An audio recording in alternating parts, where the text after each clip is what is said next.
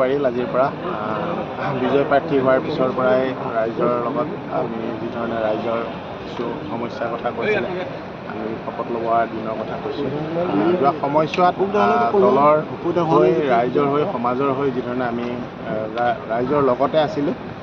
ডিমৰীয়াবাসী ৰাইজৰ মৰম, ডিমৰীয়াবাসী ৰাইজৰ আশীৰ্বাদ শিৰত লৈ যি ধৰণে ডিমৰীয়াবাসী ৰাইজে মৰম আৰু আশীৰ্বাদ দিলে আমাক বিজয় কৰালে আৰু তেখেতসকলৰ মৰম আৰু আশীৰ্বাদ শিৰত লৈ আগন্তুক দিনত ডিমৰীয়াবাসী ৰাইজৰ এজন হ'বলৈ চেষ্টা কৰিম।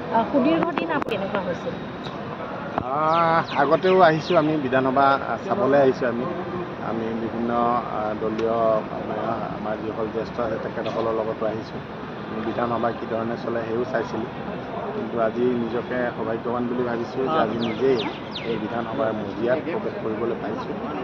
আৰু যোৱা সময়ছোৱাত যিসকলে জ্যেষ্ঠ হওক কনিষ্ঠ হওক যিসকলে এই যাত্ৰাত যোৱা ২৭ বছৰীয়া যি যাত্ৰাত মোৰ ৰাজনৈতিক যাত্ৰাত যিসকলে মোক মৰম দিলে, আশীৰ্বাদ দিলে, আজিৰ দিনটোত মই সকলোকে ধন্যবাদ জ্ঞাপন কৰিছোঁ।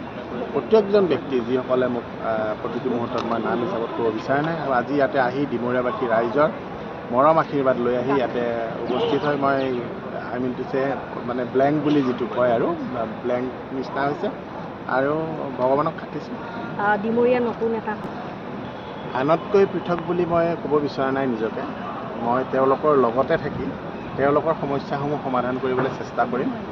আৰু যিহেতু ডক্টৰ হিমন্ত বিশ্ব শৰ্মা ডাঙৰীয়াই নিৰ্বাচনী প্ৰচাৰতো কৈছিলে ডিমৰীয়া এটা নতুন সমষ্টি, খুব সুন্দৰকৈ ডিমৰীয়া সমষ্টিটোক আগবঢ়াই লৈ যাব লাগিব।